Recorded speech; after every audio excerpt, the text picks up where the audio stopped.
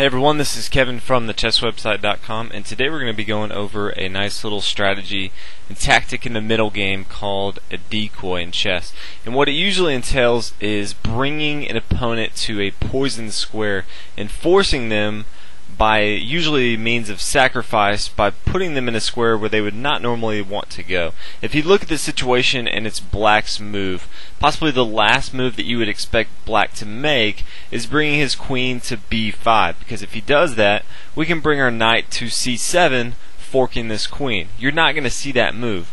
But if you look at a different position, you may see an opportunity for white to force black to do that. So let's take a look at it. Let's give both sides bishops. We're going to go ahead and give white a light square bishop and black a light square bishop. And if it's white's move, if you can see here, we have a decoy. And again, what we're going to do is we're going to sacrifice a piece and force our opponent to accept that piece and put himself in a situation that he doesn't want to be in. So as we talked about before, our dream scenario would be for this queen to come to b5. But how would we do that? And we do that by bringing our light square bishop to b5, pinning the queen down to the king. Now if you look at it before, the black queen a lot of times will come here knowing that he can just take this bishop and he's not protected. Because most people, when they look at protected pieces, they look at how this piece can be recaptured right away. But if we look at it, if black captures on b5, then now the knight can come to c7. So although it wasn't directly defended, it is indirectly defended by the decoy. So we force them to capture on b5 with their queen, sacrificing our bishop, and in turn we're able to bring our knight to c7. Now we're forking not only the rook but also the queen here. So this is an easy way, and usually you force the queen or the king to move to a poisoned square. In this case we saw the queen being forced to move to the poisoned square of b5. So we're going to take a look at a lot of examples of how you can see and use decoys in your own game. One of the most famous examples of decoy came from a popular game between Petrosian and Pac-Man, and it's white's move here.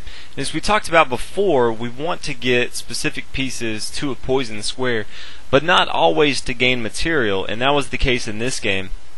It was white's move, and he played queen takes on f6, and after the black king recaptured on f6, then white brought his bishop to e5. Now the black king cannot go back to g7 here, and really that move, bringing this king to f6, was really to expose it for a mating pattern. And after the black king came to g5, the white bishop came to g7, and black resigned in this situation.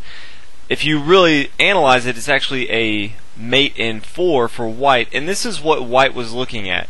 He was not trying to bring the king to f6 to gain material. Quite the opposite. He was giving up material, but he knew that if he brought the king out and exposed him, then in turn he would have a mating pattern. So you always want to be looking for these things. Sometimes you may be bringing a queen or a king to a poisoned square to gain material, like we saw in the last example, or sometimes you want to bring the king into the center of the game so you can attack it and win the game. So always be looking for both scenarios if you're trying to gain material or just win the game. Now that we've gone over what a decoy is in chess, it's white's move here, and think about what you think would be the best move for white. And hopefully you came up with bishop takes on f7. As you can see here from this position, the only piece that is defending this queen on d8 is the king. And we can sacrifice our bishop and put this king on f7, which is the poisoned square. Black would least likely to bring his king to f7, but that's exactly what we're going to force him to do. After we take on f7 with our bishop, he cannot come to d7 because of our queen, and he's forced to take on f7. After so, the only defender from the queen on d8 is gone, and now we can take with our queen on d8. So always be looking for pieces that you want to attack or positions that you want to attack, and how you can bring pieces, most notably the queen and the king, and bring those pieces to poison squares so that you can in turn attack or mate the king. So let's go ahead and take a look at a few more examples. Let's take a look at another example, and this is actually from another famous game. So you may have seen this exact position before, but it's white's move, and think about what you think would be white's best move. Obviously it's a decoy, but think about what would be the best decoy in this situation for white. And hopefully you came up with queen to d8. The poison square on this position is d8, and so we're trying to draw the king to d8. In this instance, we're actually not going to gain any material. Instead, we're going to win the game even better. So after the king takes on d8, then we can come and bring our bishop to g5. And this is a double check. We're attacking with our bishop and our rook, and anytime a king is double checked, he has to move his king. He can't move any other piece. So he's forced to move his king. He has two legal moves. One is e8, and we can bring our rook to d8, and it's checkmate. Or his other legal move is king to c7, where we can bring our bishop to d8, and this is checkmate as well.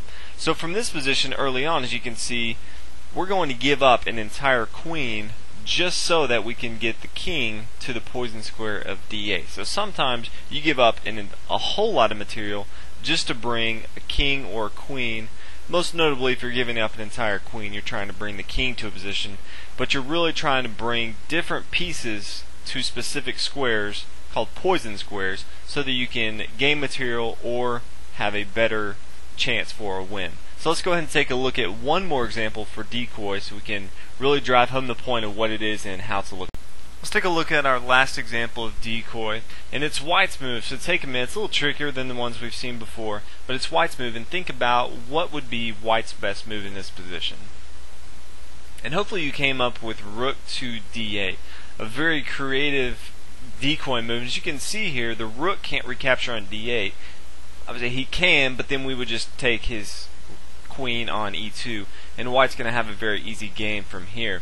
But if you see after rook to d8, if instead he can't bring his king to g7 because of our rook on the g file, but if he brings his his king to h7, then we can now bring our rook to g7, attacking this king. As you can see here, he would like to recapture with his knight, but we have a pin with our queen here. We're pinning down the knight to the king, and it's always easy to see a pin on a specific position. It's a little harder to see a pin 2 moves down the road, but that's exactly what you need to do sometimes with the decoy. We saw that once we played rook to d8 that we could pin this knight down to the king after his only legal move was to h7. So it's very important to see this.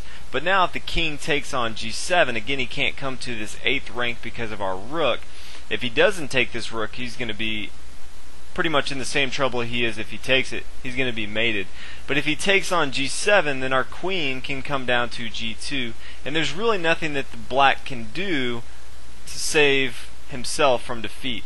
He can try to bring his knight into the action, and we can just take. He can try to bring his queen into the action, and we can take.